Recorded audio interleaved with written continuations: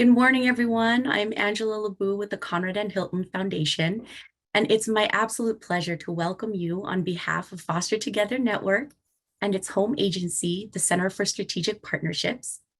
Foster Together Network is a vibrant cross-sector partnership that bridges governmental and nonprofit organizations, as well as young people, parents, and caregiver voices to improve the quality of care available for youth experiencing foster care. Today's session is the third of this virtual conference to lift up the voices of experts on important topics and issues that partners who care about foster youth are facing today. This session is particularly meaningful because we get to hear directly from advocates and survivors of commercial and sexual exploitation, experiences which disproportionately impact youth who identify as LGBTQ+ and youth of color. Nearly 90% of youth impacted by commercial and sexual exploitation have been involved with the child welfare system, juvenile justice system, or both. We are so grateful to Raise a Child for their incredible work producing this conference, and to our partners at the Pritzker Foster Care Initiative for their sponsorship. Each session of this conference has been inspiring, thought-provoking, and solution-focused. And having had the opportunity to prep with the amazing people you're about to hear from, I have no doubt that today will raise that bar even higher. It's my honor to introduce our facilitator for session 3, Dr. Tamara Hunter, Executive Director of the Commission for Children and Families. Thank you so much, Angela, for that introduction and for the amazing work that you are leading with the Hilton Foundation. Again, my name is Tamara Hunter, and I'd like to thank you all for being with us for this incredibly important session. Commercial sexual exploitation of children, or CSEC as we call it here in LA County, truly represents the darkest side of humanity. Sex trafficking is insidious, and it can be incredibly sophisticated, often happening in plain sight. And as Angela shared, here in the US, LGBTQ+ kids and children who are in foster care or have been in foster care, particularly Black and Brown young people, are at significantly heightened risk and vulnerability. And while we have come a long way in terms of our awareness and understanding of CSEC and its devastating consequences, it remains shockingly pervasive, and we still have much to learn. And importantly, we still have much to unlearn regarding the ways in which we care for and support survivors. And that's what today's session is all about. We will begin by learning about common myths and misconceptions related to the commercial sexual exploitation of children. And following that, we will hear and learn from a fantastic and incredibly courageous group of survivors and advocates about what it takes to care for young people who have experienced sexual exploitation and what they really need from us. And finally, we will close out the session with a Q&A segment with our panelists.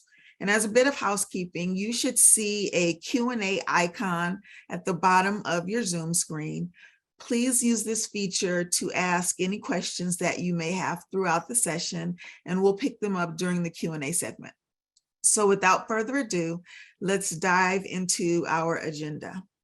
It is my pleasure to now introduce you to Diana Redeemer, who is an administrator with the organization Saving Innocence. Diana has a wealth of knowledge and expertise in this area, and she's going to walk us through common but truly dangerous myths and misconceptions about the commercial sexual exploitation of children. And as Diana walks us through these myths, please feel free to use the chat to share your thoughts. Diana, the floor is yours. Awesome. Thank you, Tamara. And thank you everyone for coming today. We're so excited to share this information with you so that you can too share information to the world and protect our children and, educate our service providers and everyone there. So we're going to talk a little bit about some myths, but first we want to do a poll to see maybe what you guys know and don't know about foster care, or what you maybe have heard. All right, so which of the following cities has the highest number of child trafficking? If you look at this list, we have Dallas, Texas, New York, Los Angeles, Las Vegas, Miami, all the above and none of the above. So you can just add which city or cities you feel may have the most trafficking. And I'll give you a couple minutes there. See what we pick up in the chat. Some people say they don't know. All the above, all the above. Miami would be my guess, Las Vegas. Those are some great, but it is true. It's all the above and more. I see someone that actually added Oakland in there. Oakland is one of our highest cities as well. So if you notice, it is a lot of the big cities. And it's also some of the smaller cities, you know, like, I mean, smaller compared to other cities. We would look at like Atlanta, Georgia, Detroit, a lot of the inner cities within the United States. So really trafficking is all around. All right, so next slide. So let's look at another myth. Some people would argue that children and youth choose to enter the sex trade, that it's their choice, that, you know, they can leave anytime that they want. Like, why are they going, you know, and doing these things? But really it's false, because children and youth cannot consent to sex. Therefore, the sexual exploitation of children is child abuse. There's many ways that kids enter the sex trade. It could be peers or boyfriends. We call them Romeo pimps. So they are the boyfriends that might wine and dine you, buy you nice clothes and nice shoes, maybe purses, get your nails done, and kind of groom you for the process. You know, months later, they may approach you and say, hey, now that we've, you know, I've bought all these different things for you, it's time for you to help pay back, you know, some of the things, or help pay rent, or however they can maneuver them into doing those things. Homelessness is a big, big way that, you know, you can enter the sex trade, because you don't have a place to stay. So you may, you know, look around. A lot of traffickers, you know, will look for homeless kids and offer them places to stay in the event that, you know that they're homeless and may need shelter or food or clothing. Then there's violence and force. That's the one we always hear about, right? On the movies, Taken and different shows that talk about trafficking. That's where it's force, where there's more of a guerrilla pimp, where there's violence involved, and they may snatch you off the street or use force and violence to take you into the life. Then there's familial pimping, which is a family member. It could be a parent, it could be an aunt and uncle, a grandmother. And usually we see some families that, you know, are heavily on drugs and may have their kids, you know, provide trafficking so that they can feed their drug habit or different things like that. Or, you know, it's sometimes in the family. We've seen, you know, families that have a lot of sex trafficking within the family, just kind of like gangs, how it kind of goes down the line with family members. Then social media, like all of our kids are vulnerable because of social media. Many traffickers target girls and boys online. So, you know, they may look at the pictures and comment how beautiful they are. And are they interested in modeling or interested in different types of things that could lure our kids, you know, to participate in those things. So important, parents, to make sure that you're educating your kids about social media, you know, the dangers of social media, and keeping their accounts private, and not talking to strangers. You know, you could be talking to a 50-year-old man instead of a 15-year-old boy. So, and then many foster youth are vulnerable. They already have unstable living situations. They may have parents that don't know if they're in foster home or not in a foster home, so no one's kind of looking for them. So our traffickers will, you know, approach foster youth and offer them food, clothing, shelter, love, different things that they don't have or don't have at the moment that can also fall them vulnerable to sex trafficking. All right, next slide. And then one of the myths we always hear is only girls are involved in commercial sexual exploitation, right? But we know that's not true. There are many boys that are vulnerable to sex trafficking, and we'll hear more from Landon a little bit later about how often our boys are trafficked as well. Next slide. All right, and then here's another myth. It's okay to call a youth a child prostitute. You know, that is not okay. Strength-based language is so important when working with our kids. We often have to educate police officers, teachers, hospital staff, all kinds of different people that come in contact with our kids to make sure that they're talking to them in a respectful manner. And then in 2016, you know, we had a state bill that changed all these kinds of things to decriminalize youth when they were arrested for prostitution, because they knew, hey, this is child abuse. Children cannot consent to sex, so why are we arresting children? So in 2016, that law was passed.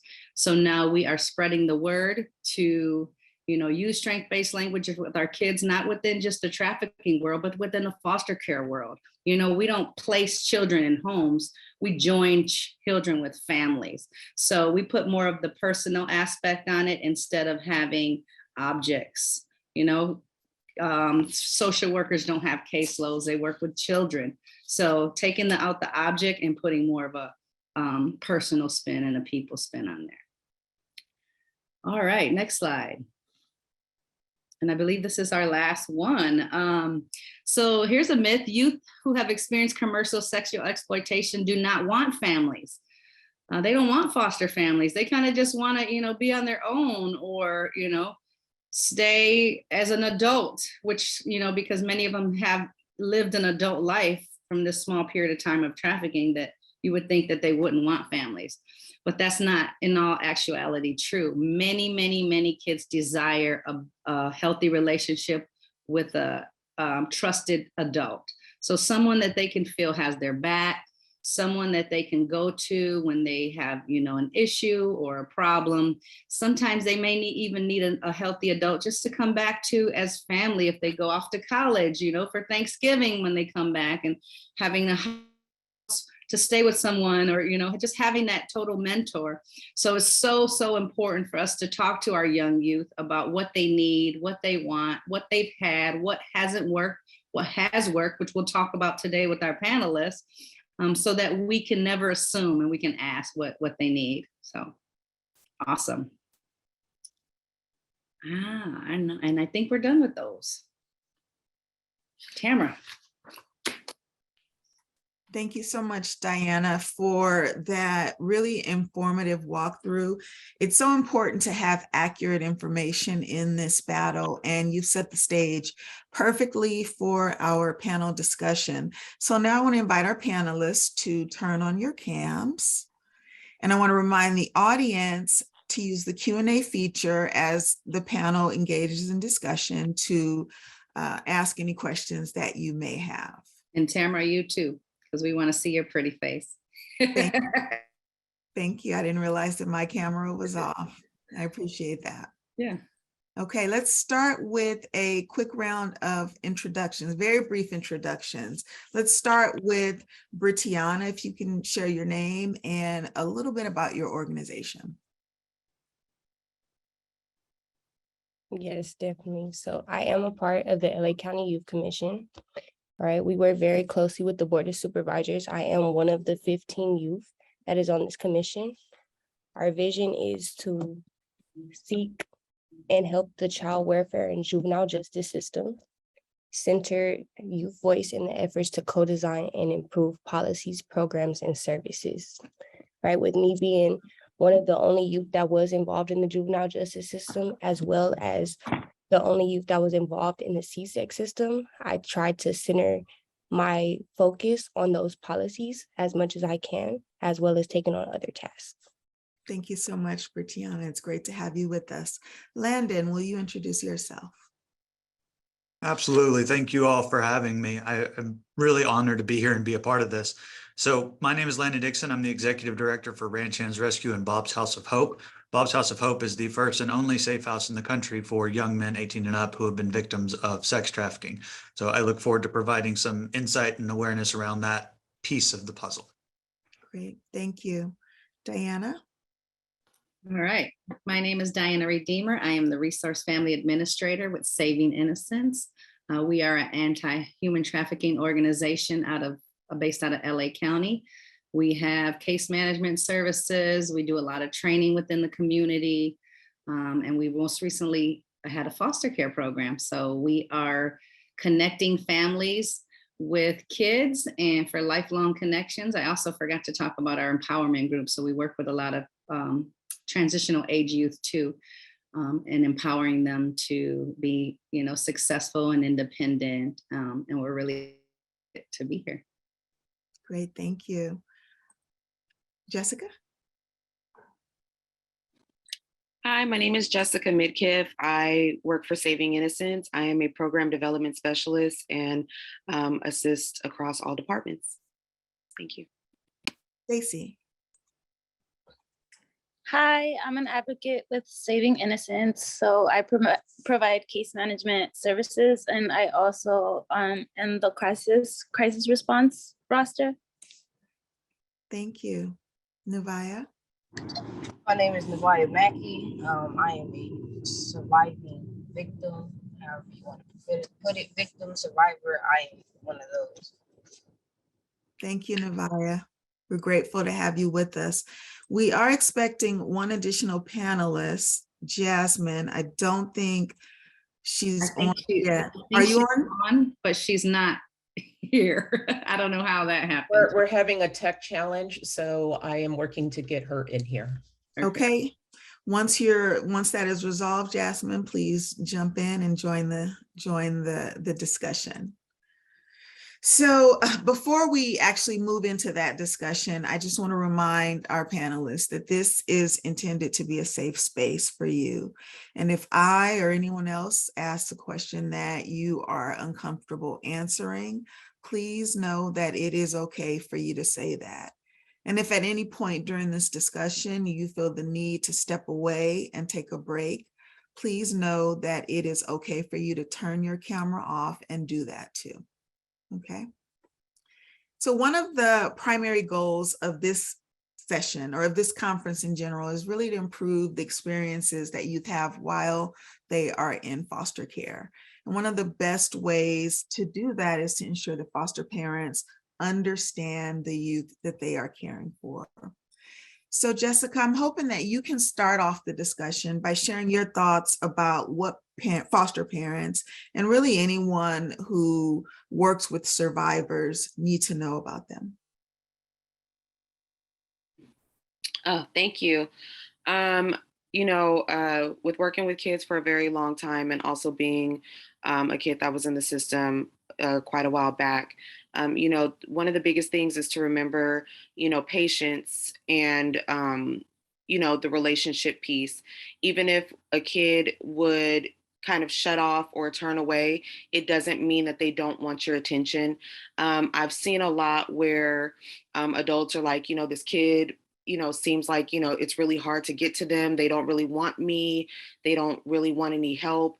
A lot of times I've noticed that kids are craving a certain type of discipline. They're craving for you to be your true authentic self.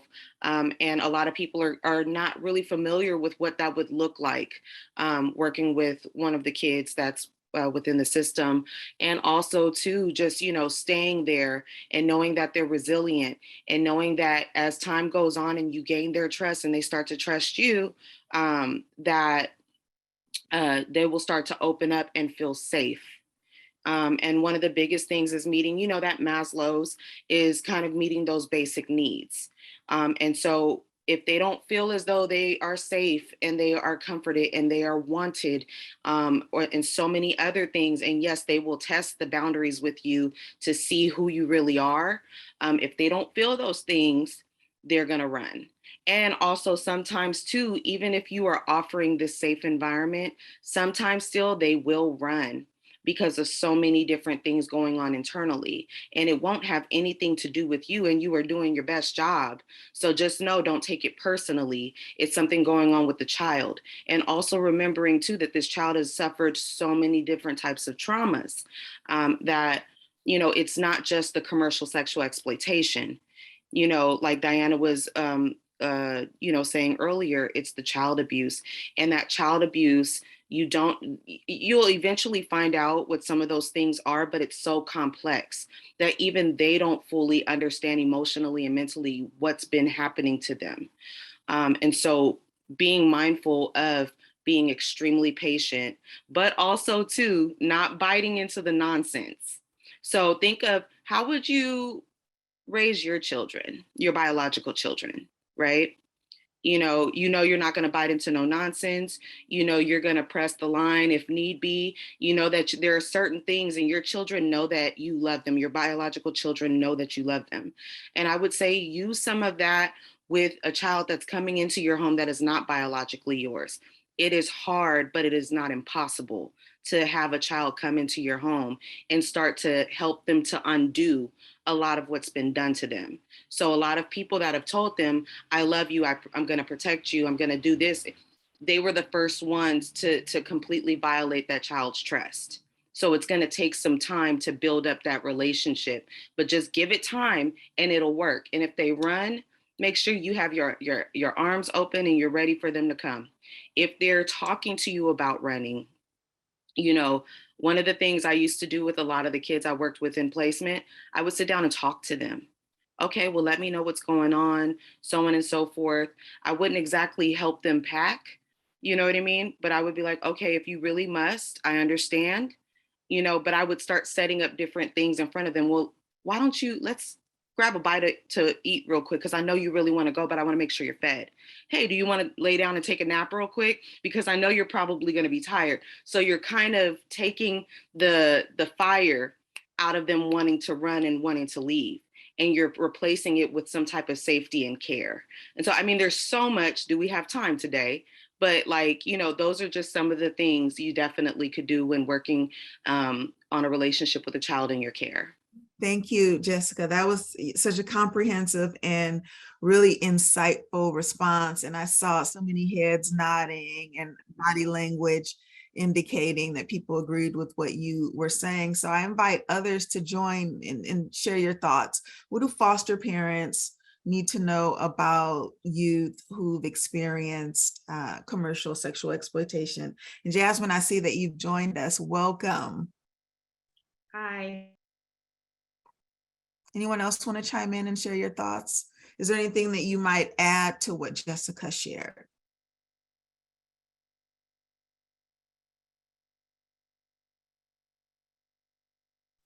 I think she pretty much summed it up. It's so important to just not take things personal, kind of, you know, focus on the kid and not you and what you're doing as a parent.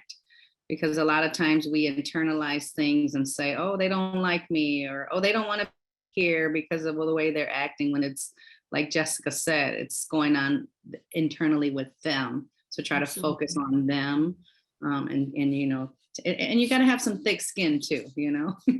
Absolutely. You know? Thank you. I'd like to add on to that. I do agree. I honestly do feel like you shouldn't ever rush a kid into any type of situation that's just going to push them away and make them more uncomfortable. Right.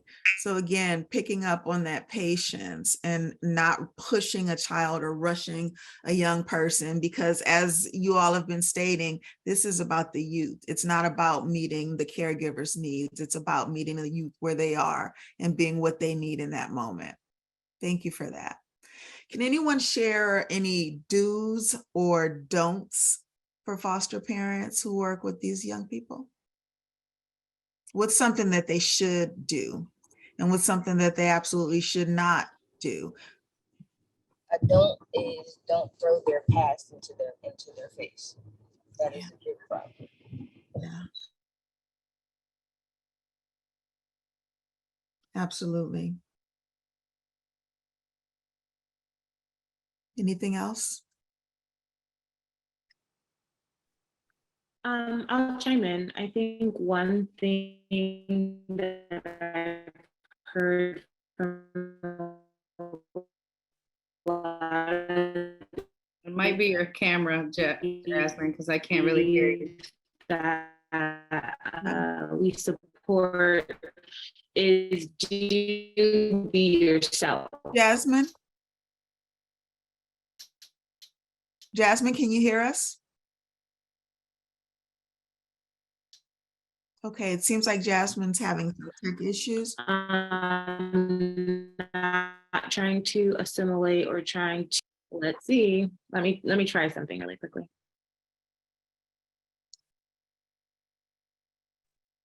How about now? This is better, and we didn't hear your response. We start over? All right, yes. Hopefully you guys can hear me now. Sorry for the technical difficulties as well, but I would say one of the do's is or one of the don'ts is don't assimilate to the culture or the race or the attitudes of the youth. They've been joined with you and to hopefully learn new things from you as a parent. That doesn't mean that you have to be exactly like the kid, or you have to connect with the kid on their level. A lot of the youth are looking for an adult figure and a parental figure. So you don't have to change your language. You don't have to change the way that you normally act to try to kind of get accustomed to what you feel or what you think they think is normal. Teaching them new things is really good. Teaching them about different cultures is really good. Sometimes you as a foster parent may not meet or be the same background or culture of the youth that you're going to be supporting or serving. And that is a great thing. See that as a positive and not seeing that as a negative. Making sure that you are comfortable with yourself so you can teach your youth to be comfortable with their self. That's a really interesting perspective. Thank you for sharing that. I saw a note in the chat asking that you introduce yourself. I'm sorry that I didn't allow you an opportunity to do that. No, it's okay. Yeah, I am Jasmine. I am one of the case managers here at Saving Innocence. I've been here for about 8.5 years, just helping and supporting and serving a lot of the youth that have been impacted by exploitation and trafficking. Like Diana said, we have a case management service.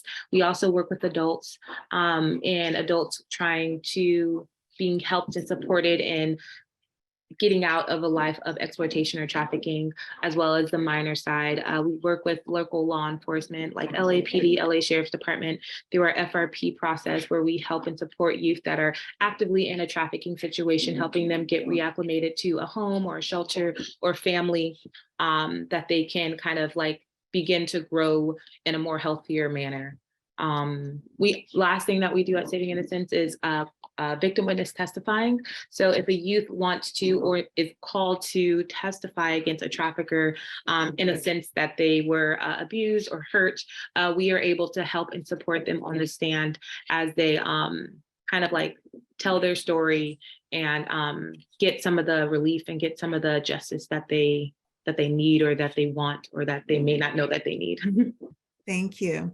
So if I can sort of pull together what I've heard some of you say that caregivers must keep in mind that this is about the youth and it's about being what they need and meeting them where they're at. And then you also say, Jasmine, you added to this conversation the perspective that in addition to that, caregivers should not be afraid of introducing young people to new opportunities. So thank you. Landon, it seemed as though you wanted to jump in the conversation. Did I read your body language correctly? Thank you. Mostly just to agree 100% with everything that's been shared. I mean, it's serious head nods because it's very much spot on and something that I think a lot of providers miss and overlook. And I mean, honestly, the only thing that I would like say from my point of view is just being real.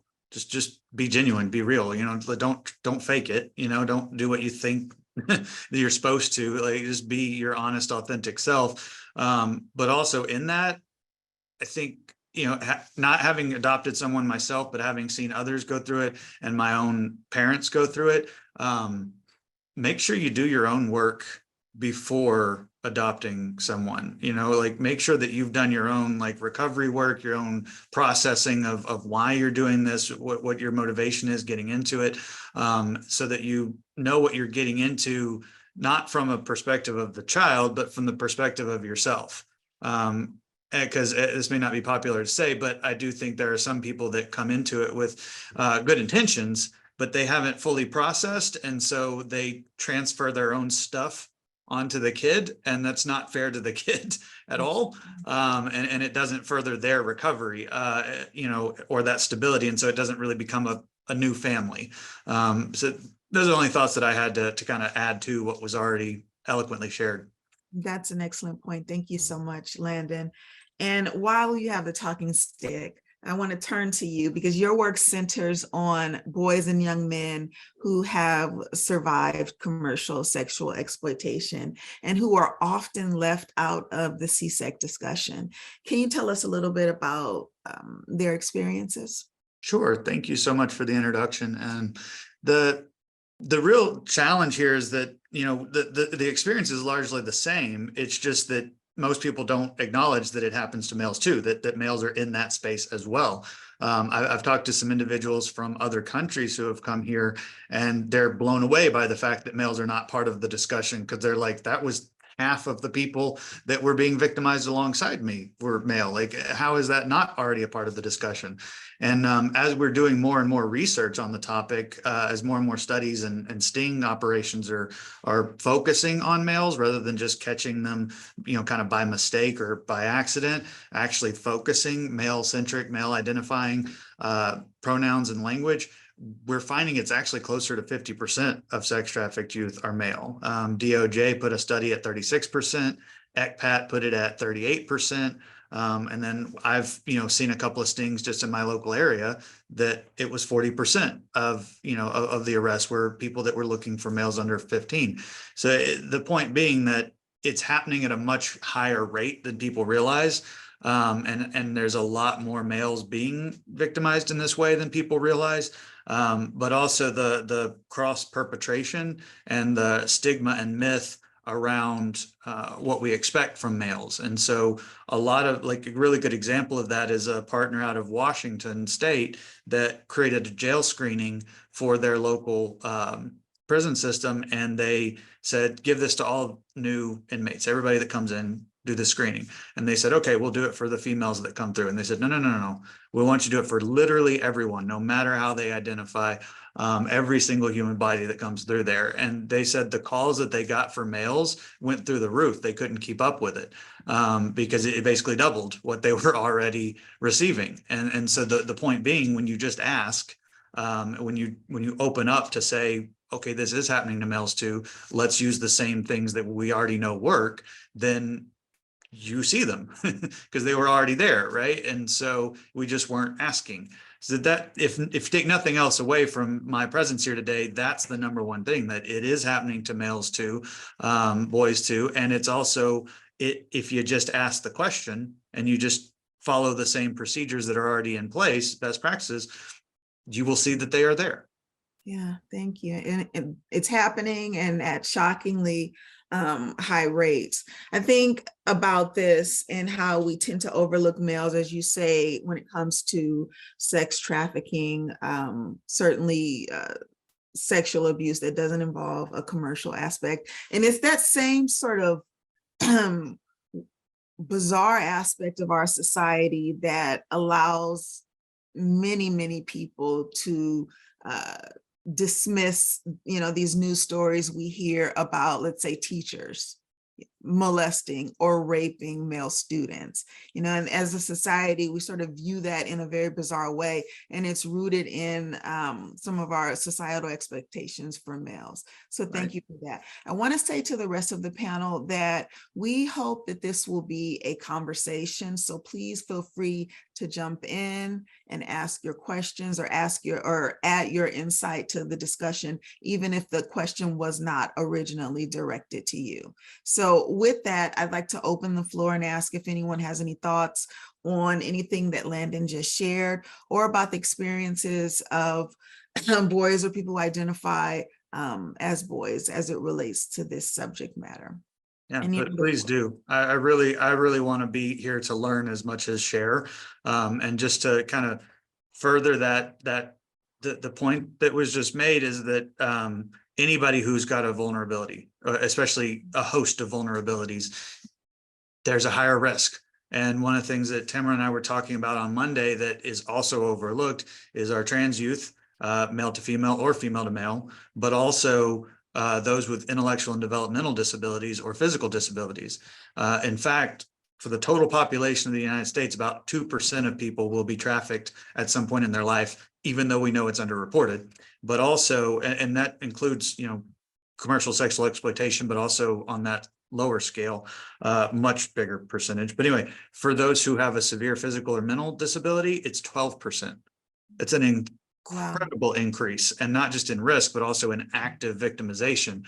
And so these are the points that need to be elevated and conversations that need to be had. So I'm very much looking forward to learning from everybody on these points.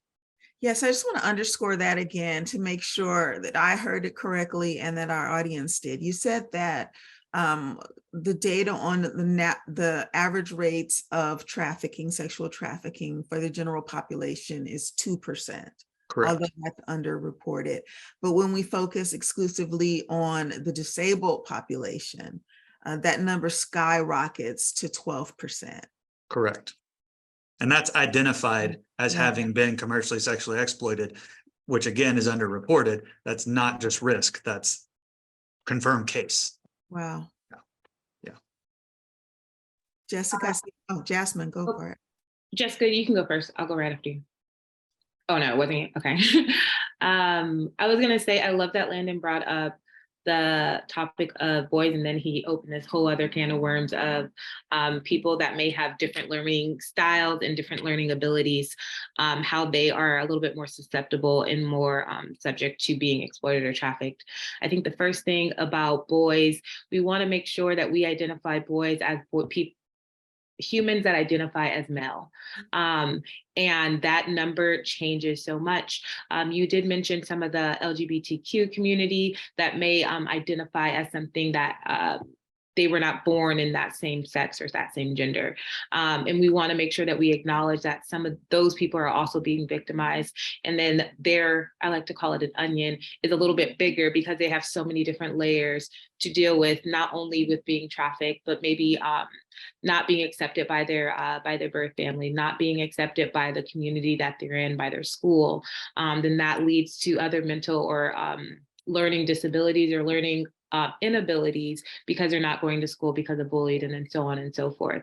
So you guys can only think about that onion and how much that can unravel if you add exploitation or trafficking or being impacted by exploitation or trafficking on top of that, especially in the realms of basic needs being met and them just trying to make adult decisions with an adolescent brain, right? So definitely boys, both. Another thing that I wanted to mention is boys that are both identify as gay or boys that identify as straight can still be trafficked or exploited. Just because a boy identifies as straight does not mean that he cannot be exploited or he has not been susceptible to exploitation. The last thing that I just wanted to mention about that is the reason why it's so low and why it's not reported as much, it's because they are usually misreported as child abuse cases. And Landon, you can correct me if I'm wrong, but it's usually child abuse cases or different identifying cases, not such as a exploited or trafficked youth, because of the nature or the stigma of usually trafficked youth are females. So that was the only thing that I wanted to add to that. You've added so much, Jasmine, in your use of sort of the onion metaphor is incredibly powerful and compelling because it's spot on, and you've really beautifully identified the complexities that accompany our young people with regard to this area and in this space. Jessica, and then I think I saw you wanted to jump in, Brittana, I think. Oh, no, I was just agreeing. Everything's been said beautifully. I'd love for it to go to Brittana. Unfortunately, that was an accident. No worries. Thank you. So I'm going to turn it over to Diana. Awesome. Well, Brittana, I have a question for you. Will you share a few thoughts about what helps you trust the adults in their lives? Yes, definitely. So for me, growing up, something that always made me trust an adult a little bit more is if they shared a little bit with me, right? Because I could tell you everything, But until you tell me something, I'm like, okay, I connect with you on this. I connect with you on that. That's always something that boosted my connection with that individual a lot. Then I always liked and was attracted to the adults that kept it real blunt and straightforward. Sugarcoating stuff wasn't really for me because that makes me feel like a child. Even though, yeah, I may be, but if I'm telling you stuff that's not so much childish, I want you to keep it real with me so I could have that same interaction with you back and forth, right? And of course, this goes back to what I first said, being relatable. If I can relate to you, I automatically just feel a bigger connection right there. And then caring about my feelings and my opinions, right? Even if it's something that I could be wrong about, but at least you hear me like, okay, I value what you're saying. I hear what you're saying and I see where you're coming from. Then you could redirect me like, but if you would have did this or but this could have been avoided. I feel like that's the best way to approach it when it comes to that type of manner, right? Then preventing and disrupting trust. A big one for me is big me, little you, right? Anyone doesn't know what that is, it's like, because I'm an authority, it's like what I say or the highway. That is the total wrong way to approach a youth, I feel like, because we already get that from so many other people. So then for you to be a trusted adult and you're doing that to us too, now I don't even want to talk to you no more, because it's like you're like everyone else and per se. Then breaking confidentiality, they all know that's a big no-no, because now who can I trust if I can't trust you? And you're supposed to be my trusted adult.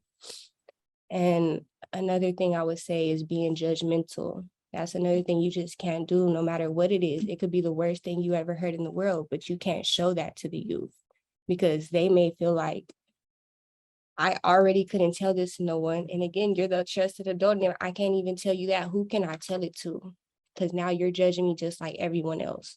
So those are things that I would steer away from when it comes to interacting with the youth that's confining to you and telling you their true feelings, because you never know how long they've been holding that in. And now that they let it out to you, just your facial expressions, the way you respond to it can mean a lot. It could either rain on their parade or lift them up from whatever feelings they were having. And that's really what I was saying. Thank you. That's amazing. Thank you for that. Anybody else have any extra thoughts they want to add to that? About trust, how to gain trust, how to not gain trust, Jess? Yeah, just to piggyback off of Brittany, because she, killed it, just covered it so well. Is just, that part of the confidentiality, and then in certain instances when folks have worked with the kids and they are mandated reporters, and just having that understanding and kind of reading the situation in the reporting process. And so for a lot of kids too, when I would do a lot of the direct face-to-face, I would hold, whatever the kid said in confidence, because, that's really important. Like Brittany said, like they need that open space to just kind of get it out. You know what I mean? And one of the things I would always, talk to the kids about, of course, they knew what mandated reporting was, but then I would be like, hey, if it is something that I need to report, I am going to ask for your permission. And then I will walk with you on this journey. So you're not going to tell me something, then I report it, and then report it without talking to you first and showing that respect, and then walking away from you. The biggest thing I would do would always try to walk with the kid as far as I possibly could. And then if it's out of my hands, I'm still supporting, my kid as much as possible. And it didn't always get it right or get it perfect.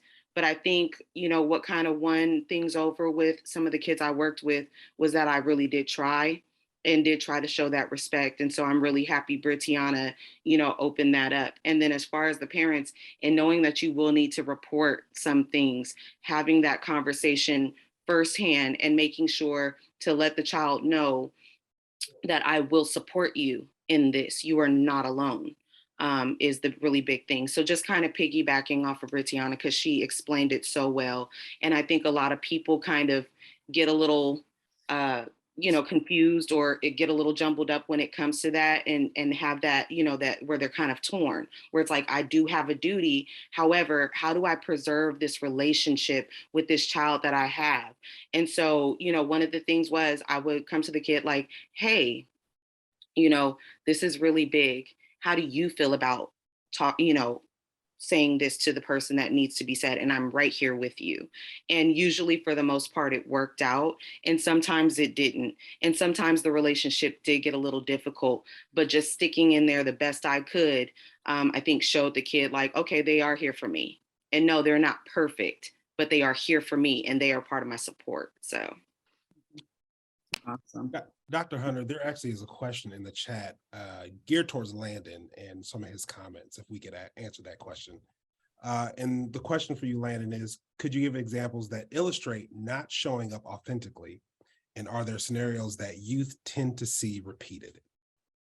It's a great question. So, honestly, a lot of what was just said answered it, I think. Y'all already really nailed it and painted that picture.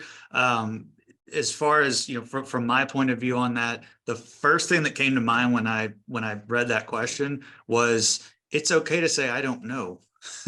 like I can't tell you how many times like a teenager or just any survivor has I've been working with has the corner was turned in terms of our connection and relationship by me as the expert saying, I don't know. Let's go find that out together. And that's really about being honest, right? Being genuine, because you can't have all the answers. So don't pretend like you do. Don't pretend like you already know something, even when you don't. It's okay to admit you don't know, or to be honest about what your experience is.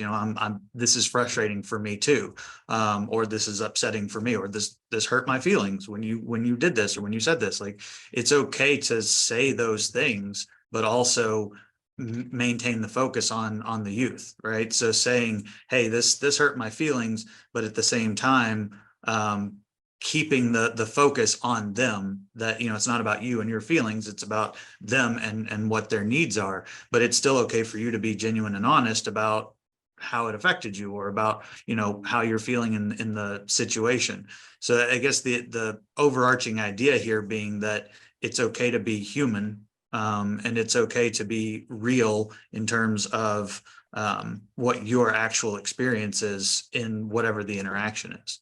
Hope that answers the question. Yeah, thank you. And if there's other kids in the house or other family members, that's a good opportunity for them to see your genuine self. You're not acting toward one way to one kid or to a spouse and then another. Like, always be your genuine self, and treat everyone the same. So kids pick up on that. They observe, they model our behavior. So it's so important to always be your genuine self. So thank you for that. All right, this is for anybody wants to answer. What did you need, or what do you think our kids need from adults in their lives to help them succeed? And this is to anyone. Stacy? I have something. Yeah, consistency. Because we've talked a little bit about patience and just being patient with, youth. I think a lot of times, I said this before, that parents usually have open hearts and open arms, and they have so much love to give, and they're so ready and looking forward to having youth in the house. But not like Landon has said, you have to do your homework beforehand and know what you're getting into, because depending on the trauma of the youth, it could take them years to warm up to you. And I've learned that you can't really hold that against them. Again, taking it personal. It's not personal. They've just been through, probably their whole life has been filled with traumatic events, with traumatic experiences, with adults that were supposed to be safe people. So now, not only are you trying to reconstruct that mentality that adults can be safe people, and that they can be trusted, and that they can show love without conditions. I think those are some really, really fundamental things that you as a parent have to know going inwards, that it's not that simple. You're literally reconstructing this kid's perspective on family morals and like love and unity, and you just have to stand really firmly on that, because on them. A lot of times I notice that when I figure it out after a couple of months, they throw in the towel, and that really in turn hurts the kid, because here they are, you know, trying to be joined with a family. They've already went through a whole life of experiences, you know, trying to belong somewhere else, and now they have to go through another transition. You know, it becomes very draining on the kid, you know, to continuously have to transition from place to place because a family was not willing to be consistent long enough. So I think that just that consistency and understanding that patience literally means be patient. It could take years for you to finally develop the relationship that you want with that youth, but it's a long process, and it's worth it at the end for both parties, but it's not something that happens overnight, is like the best thing that I can emphasize. Amazing. Thank you for that. And she said something really key is you have to have willingness. So, you know, if you make up in your mind that I'm willing to stick in thick, you know, through thick and thin, and, you know, throughout time and be consistent, you know, it will happen, but you have to have that willingness. So thank you, Stacy, so much for that. Can I jump in on that? Yeah. Because I agreed 100%, beautifully said. And I harp on this a little bit, because one of the things that's the most frustrating to me about the system that I find myself in as a provider is this lack of tolerance for relapse. That if somebody messes up or makes a mistake or violates a rule, like they're kicked out. and like that doesn't work. Relapse is part of recovery. Like you have to have a tolerance for relapse in the course of a recovery experience. I mean, kids are gonna run, they're gonna use, like they're going to lash out, like anybody, not just kids, adults, like, you know, anybody who's been through trauma, that's part of the process. That's part of recovery. So with the exception of like really extreme stuff, you know, like hurting someone, you know, or you know, sexually assaulting someone, like obviously those things we then got to make some moves, because that's extreme. But you know, anything short of the more extreme stuff, like you need to tolerate it. You need to hold space for that relapse and that recovery. And I go over this over and over again. In order for somebody to recover, they have to have connection, but you can't have connection without trust, and you cannot have trust without safety. So in all interactions, you have to take it back to safety. And that means felt safety, not just creating physical conditions of safety, because that doesn't actually feel safe when you've been through a lot of trauma.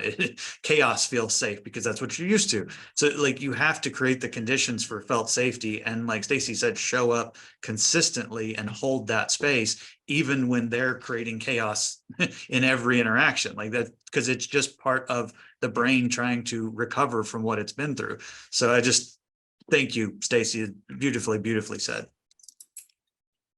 Diana, I want to chime in because I have a related question for panelists about what Stacy and Landon have just lifted up. And I wonder if, in addition to sort of deepening the trauma, if rejection and this sort of intolerance for relapse, to use Landon's word, or intolerance for the sort of testing that we know is going to happen, or the pushing boundaries that we know will happen.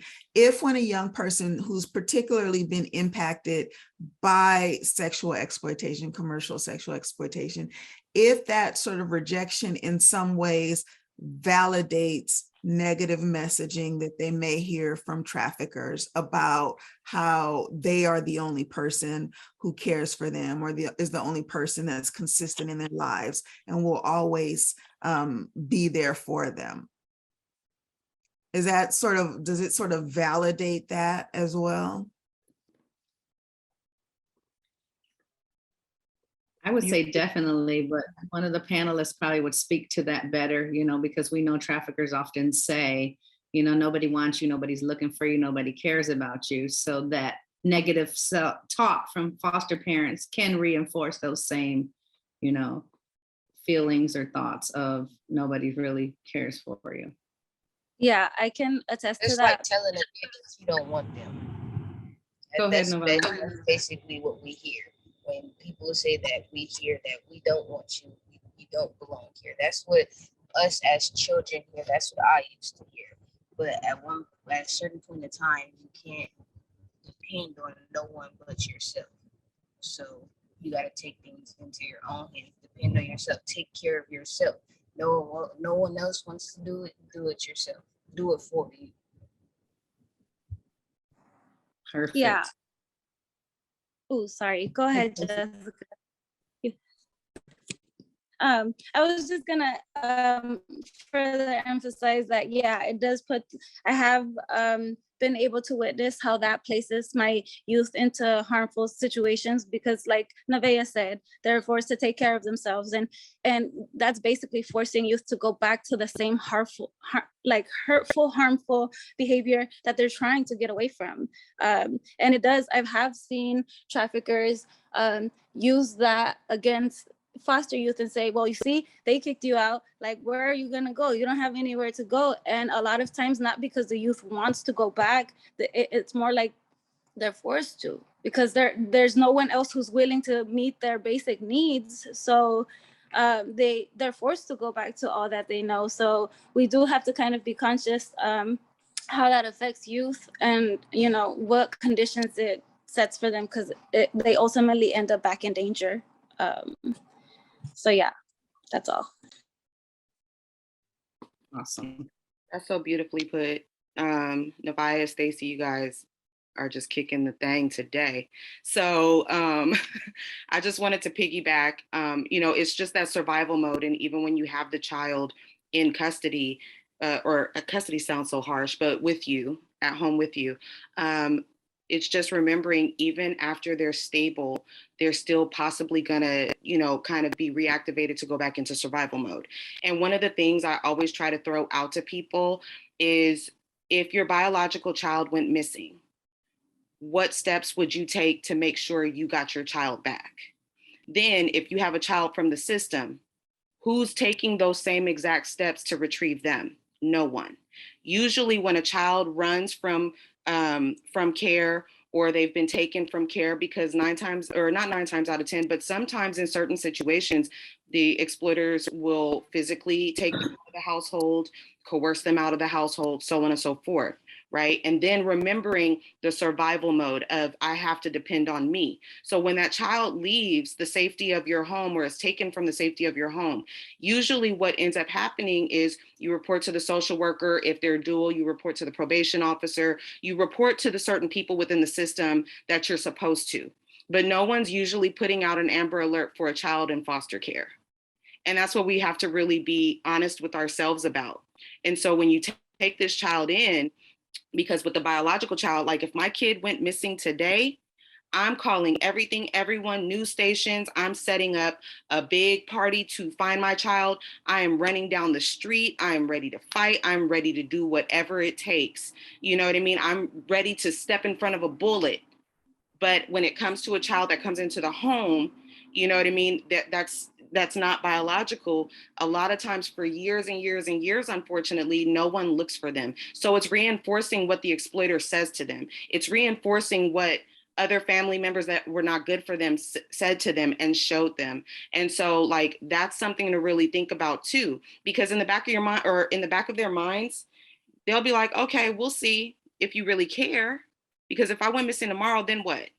Are you going to look for me? How many kids have been pushed out of the home because you're just too hard, instead of looking at, okay, this is what's going on within this child. Let me break it down.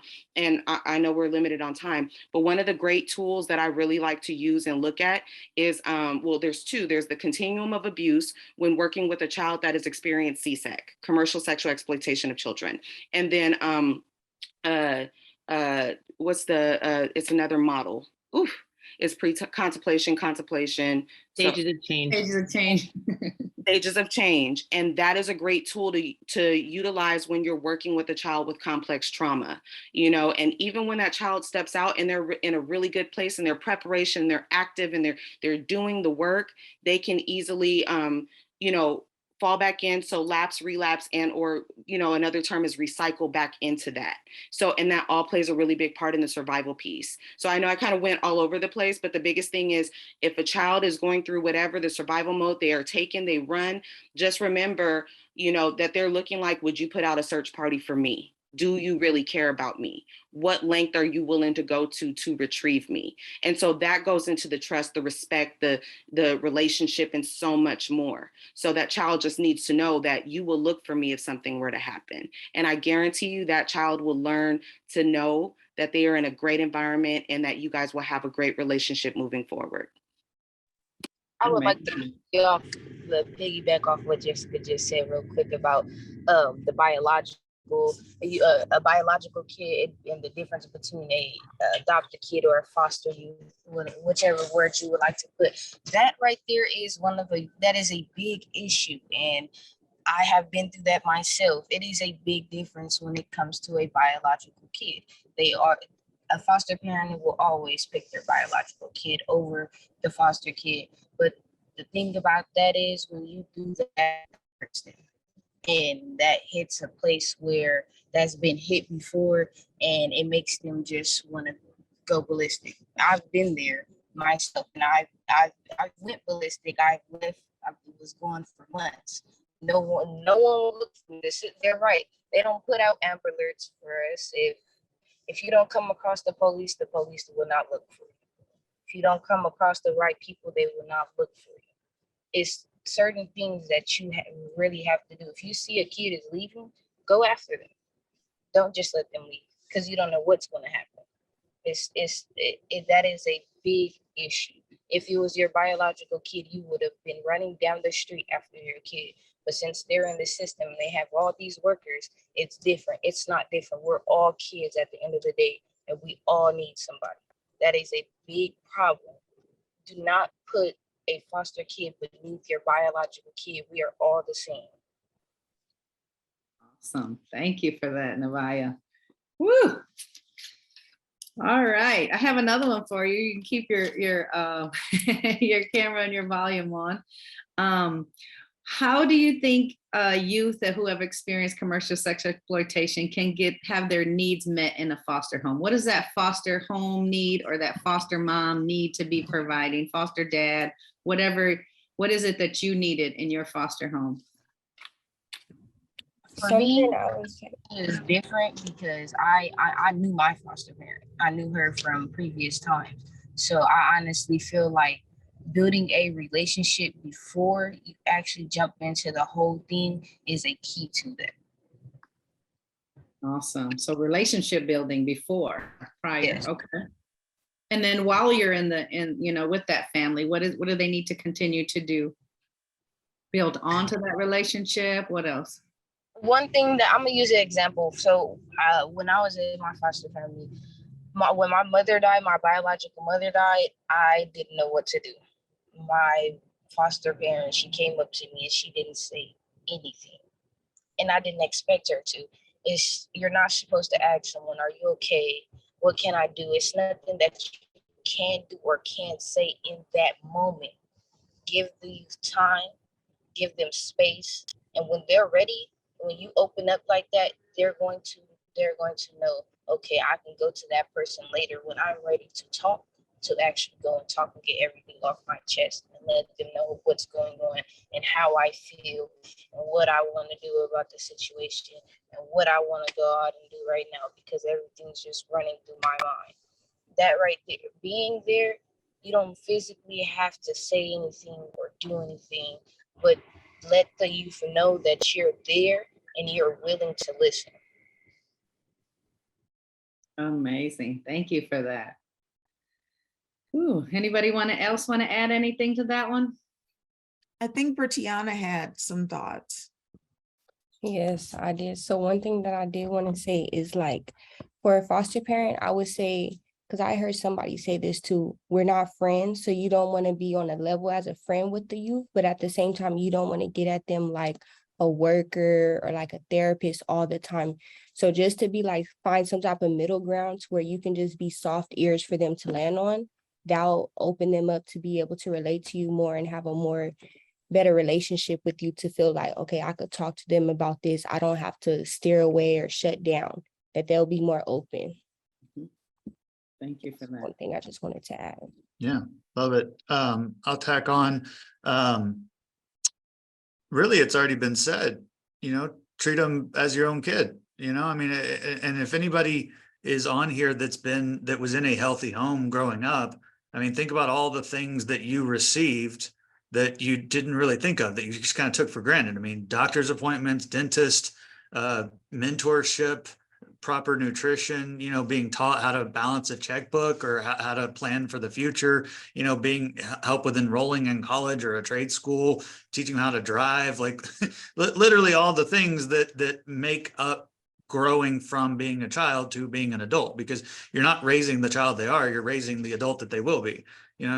So the point being, like, all those things that come into that, sports and school, like, what they need is all of those same things that anybody else does. So it's about connection, as they said, relationship and connections in the community, not just in your home, and making sure that access to all those things is provided, and that you're guiding them and walking alongside them for each of those things, whatever they happen to be. Because I can only imagine that if I've only ever experienced like neglect and abuse, and the only thing that's ever helped me with the pains that I'm having is drugs, well, then going to a doctor is terrifying. Like, why would I do that? Like, that's not going to work, right? In my head, like, that's not going to work. Why would I even bother, right? So, like, being willing to walk alongside and show there's another way to do this, there's a healthier or a more effective long-term way to do this, just being willing to walk alongside as you go through all those resources, I think is critical.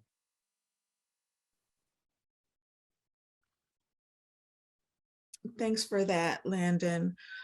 We have one question in the chat, or we have two now. So let's pivot to these questions, and then we'll go back to a few others that Diana and I may have.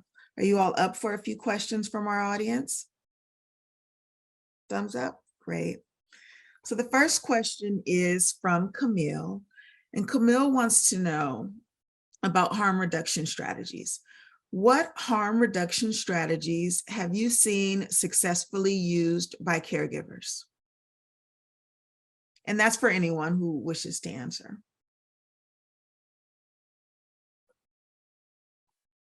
Harm reduction is a tough conversation because there's a lot of places, especially I'm in Texas, so I'm in the South. There's a lot of places that are going to say it's abstinence only is the strategy for something, whatever it happens to be. And I mean, we know from the research that doesn't really work. That's not how people recover. So harm reduction is a tough conversation to have depending on what environment you're in. But to me, as weird as this may sound, like, I would rather somebody drink a beer a day than a liter of liquor. It's like, just as an example. So like, maybe the more therapeutic philosophical way to look at it is you want the rock bottom to be less far down each time somebody relapses. So if rock bottom and I've been there myself, so I'm speaking both as a clinician and as a human being, like, if the rock bottom is a suicide attempt, then the next level up maybe is self-harm. Like, yes, it's not good. Yes, it's unhealthy. Yes, it's harmful, but you can work with it because they're still alive, right? And whatever maladaptive coping strategy is being used, it worked technically, right? Because the person's still here in front of you today. So technically it worked. So you want to build the person up such that the ground, the rock bottom, is less far down each time. Like, just again, speaking for me personally, my rock bottom now is oversleeping. Like, I'll oversleep for a day and miss out on the things that I was meant to do or that I even wanted to do. But that's far and away better than, like I said, a suicide attempt or an overdose or, being back on the streets. So the idea being just creating the conditions for that rock bottom to be less far down each time and as they recover. So to me, that's what harm reduction essentially looks like and is. Yeah, and I think too, there's a bigger spectrum within the CSEC world of harm reduction, not just the abstinence or the reduction of in the life, but there's other techniques where the building trust, stuff that we talked about already. There's that therapeutic parenting and traditional parenting, because our kids need a little bit of both. You need to understand that some of this might be the trauma, but we still need you to follow rules and have that authoritative kind of sometimes we need that parenting, right? Just talked about that earlier, where we need a little more structure. So it's like a little bit of art as a parent, you need to kind of go back and forth. And we say, yeah, treat them like your own kids to an extent, because some of us may have hit our kids or, have done other things. So it's a little bit of craftiness that you have to put together, when you are being a parent and you're trying some of those harm reduction techniques. I know, go ahead. Thank you, Diana, for helping us to sort of see what how it looks in the CSEC context. And I did have a follow-up question for Jessica, and maybe this is what you want to say. It was about discipline. Is that where you were going? It's somewhat the structure, but it wasn't so much that. Also to, I think a really good way to kind of utilize harm reduction is not assuming that if a child is going through a rough time that it is from their abuse. It may just be where they are as a kid or a teenager, and being able to listen, because I know Navya and Brittany alluded to this, and Stacy as well, like everyone, all of you here, Landon, everyone is, that connection and the listening and not assuming, which is a really big part of it. Because when we assume that the child, oh, this is just your trauma, right? It's writing them off, it's not hearing them, and it pushes them back into a cycle where they don't want to be. So really listening is a really, really big one. And that structure and discipline is a really huge one too. So if the child is withdrawing, because the child may not always act outwardly, they may withdraw and go and, sit to themselves or not fully communicate, or may fall into a manipulative space, which again is a part of growing up as a human being. It's not always the trauma. And so setting different standards, setting up different things for them to do. And I've heard a lot of people say, oh, well, you need to get in therapy. Therapy can look very different for every single person. And so for a child, I know a lot of kids that I know love animal therapy. I got my daughter a dog when she was going through some things as a kid, and when she experienced some things on the other end too. And I got her a cute little dog, which I have now. Oh my goodness. And it helped her through so much. Or painting, just creating, cooking, and spending that time, I think just really, in teaching the child different things, I think is a really, big part of it. So the harm reduction can look like a lot of different things, but it's not rocket science. It's not like this all mythical, magical answer. It's just understanding that every person and every child is different. And when you're communicating and you understand where you're starting to understand where that kid is coming from, then you will be able to apply what you need to in order to help a child de-escalate, to be more on the preventative side, and so on. And also, again, just to be a broken record a little bit, and if it is complex trauma, looking at the continuum of abuse of what a child could typically go through, and it doesn't apply to every single child. And then also looking at the stage of change of where that child is, and understanding that it may not just be one singular, portion. They may not just be contemplative. They can be in action and be, contemplative on other things. So understanding that too is it's a tool to use, not to apply as, the end all be all. And so like Diana was saying, just kind of understanding, how to kind of move in that situation. That is a part of harm reduction. And just remembering, regardless of anything, is that they are human beings. And Landon saying, these kids that, kids coming from healthy homes, they're getting all these things. So to make sure to offer them the same thing in a healthy home, they're coming to you because you are healthy. So go ahead and use those things, and that it's a part of it, and like Landon said too, it's very loaded, so there's not one particular answer. And always too, if you run into a wall, reach out to your support system, reach out to the groups that are assigned to you, whatever it is, reach out to whomever you can that's in that protected support system to assist you with the child. You getting assistance is not you failing. You getting assistance is you being the best parent you could possibly be. So I'm a boom, boom, leave it up.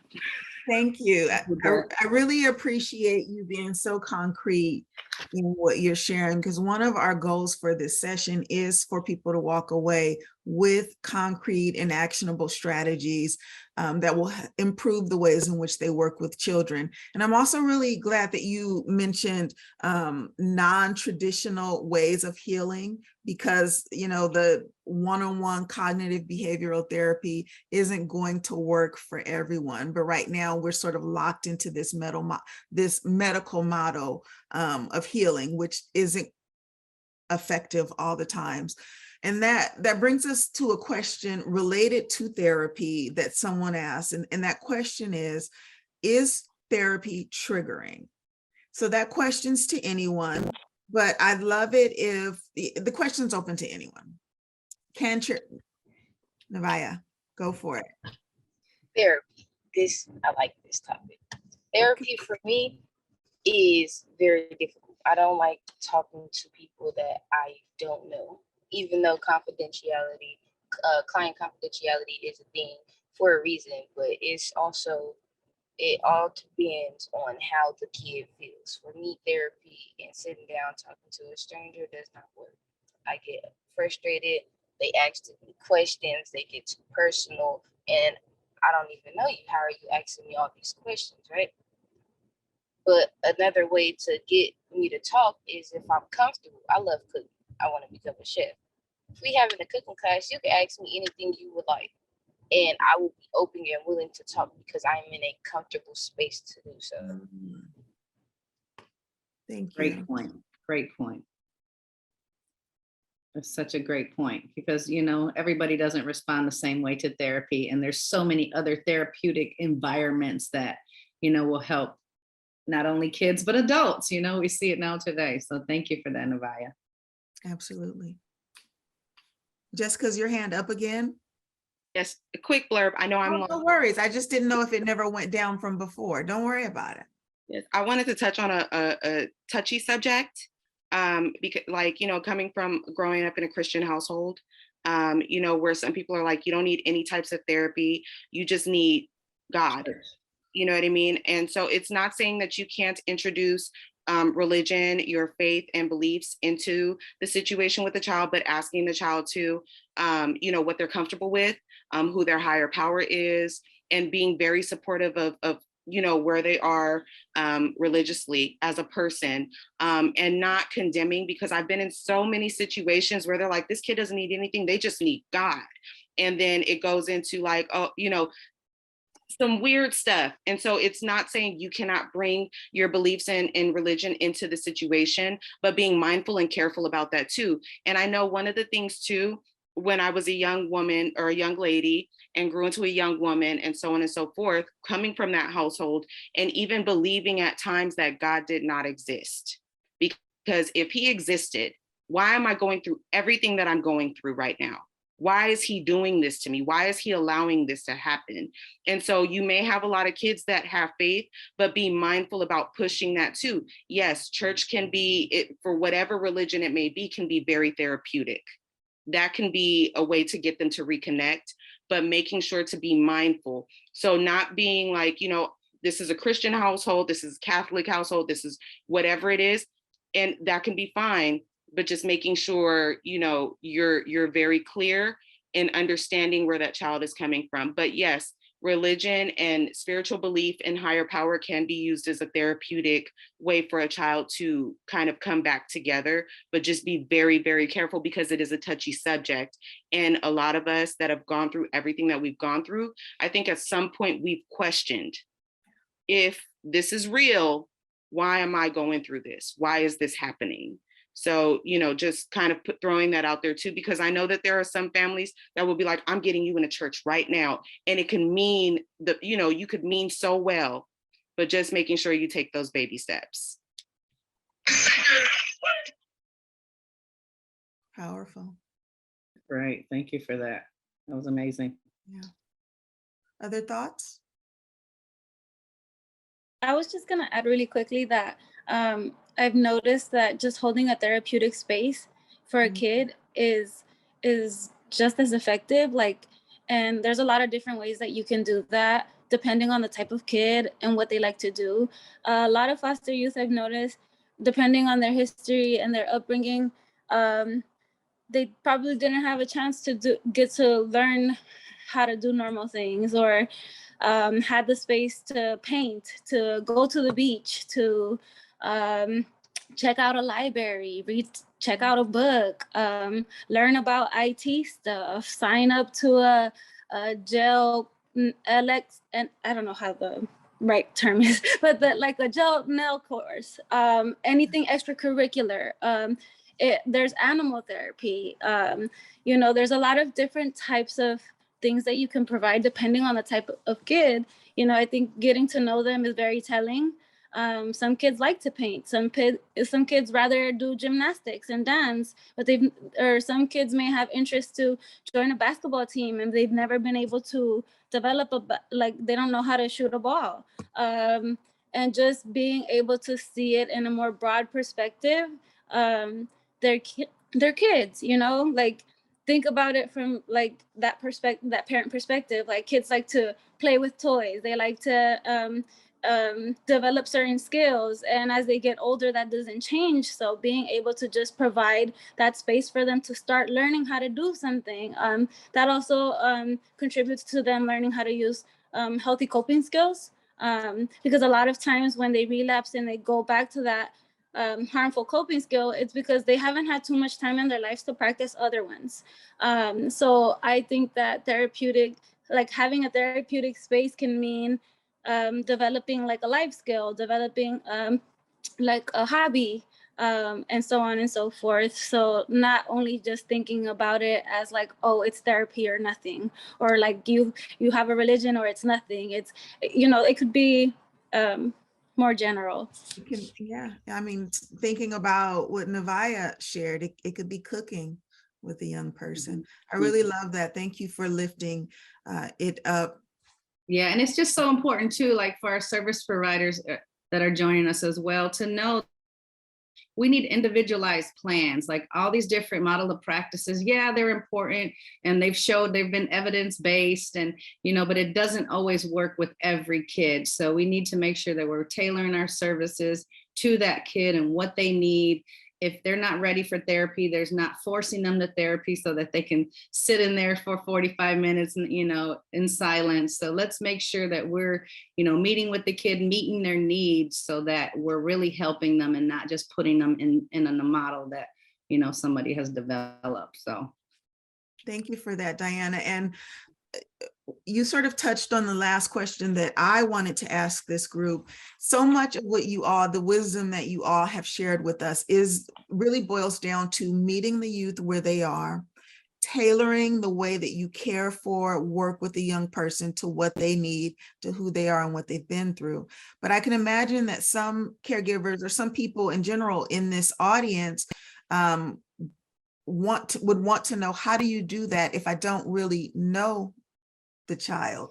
If someone was just placed with me and I don't know their triggers, I don't know when to give them space or when to, be close to them. How do I know? So can you all share some wisdom on that? That's open to anyone. Ask. Always ask. Always ask. If you feel like you're about to do something wrong, or you feel like you're about to make a mistake, just ask. If you go and get a yes or a no, it's nothing worse than that. Ask. Plain and simple. Thank you, Navya. That's great. All right, we're down to our final question and answer. So we're going to do a lightning round with our panelists to share some advice you have for foster parents, social workers, service providers, anybody joining us today, of how to support youth more. Where can we find education? How do we find out more? So, and I'll just go around. Anybody's final thoughts? I'll start with you, Jasmine. Yeah, I think the main thing for foster parents is be yourself and be authentic, be as genuine as possible.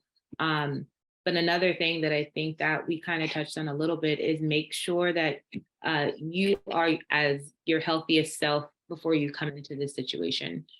Because remember, as a foster parent, you are giving yourself to somebody else to care for, just like any other parent of any other child. So in order for you to give your 100% self, you have to be 100%. So if you do decide to like be joined with a child or anything like that, make sure that you are good with you.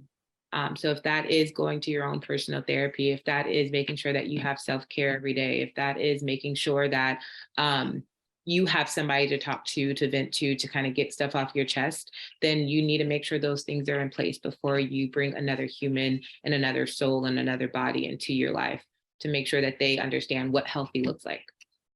Awesome. Thank you. Jess, you have some final notes for our families? Okay, I'm long-winded, but I'm gonna get through this quick, I promise. Thank you. So one of the things is, of course, you know, just again, asking questions and everything, but also getting educated as much as possible. You could never be too educated on the topics. And so, of course, if you go to savinginnocence.org, we have a lot of resources and a lot of great people that can assist you on your journey. As well as we have some trainings on the website. And then I'm going to put a shameless plug in, so bear with me. I am a co-author of a book and I have it here. I'm prepared. It's called, I don't know if you guys can see it, Men Fight for Me. And it is the role of authentic masculinity in ending exploitation and trafficking. So there is a lot of great information in the book. I co-authored it with a great friend and the ED of Saving Innocence. His name is Alan Smith, Smyth. We also have put a lot of resources into this. So there are a number of survivor stories in here where women are really stepping up and telling their testimony and their experiences. And we all come from different backgrounds within the community. We have some information in here from an exploiter and his outlook on the whole human trafficking situation, as well as law enforcement giving their perspective. And our forward is actually done by John Richmond. He is a former US ambassador. So it's a really well-rounded book. It's a really easy read as far as, you know, it's not super scholarly or anything like that. And it's a really good discussion piece. So, and you can have this discussion with your children. So I know it may seem like, oh, this is geared only toward men, but it is for women too. And everyone can take a little bit from it. You can go to menfightforme.org. And we also have some organizations on there that offer different types of trainings and different resources for those that have experienced commercial sexual exploitation. And this is literally for everyone. And even though we don't cover every single part of the human trafficking movement and what everyone is going through, this is definitely a conversation starter. And so again, you can go to menfightforme.net. We have the link on Amazon as well. And hopefully sometime in the future, we will have an Audible version. So for those that don't have a lot of time to pick up a book and read, it will be available at some point. Don't know exactly yet. We're working on that. And then also too, the book also supports survivors of human trafficking. So the proceeds, the majority of the proceeds go to survivors of human trafficking, and especially the women that contributed in the book, because they just gave their stories so wholeheartedly and unapologetically. So we wanted to make sure that we could give them something to say thank you for trying to help, you know, the movement and just helping human beings, period. And this is a human being issue, not just a boy. Yes. So yeah. Thank you so much, Jess. And we have to, I think we're at the end of our time. So. Well, wait a minute. Since we've had, like, the Q&A is blown up, right? So we still have a lot of questions we want to get to, and I know you have some questions.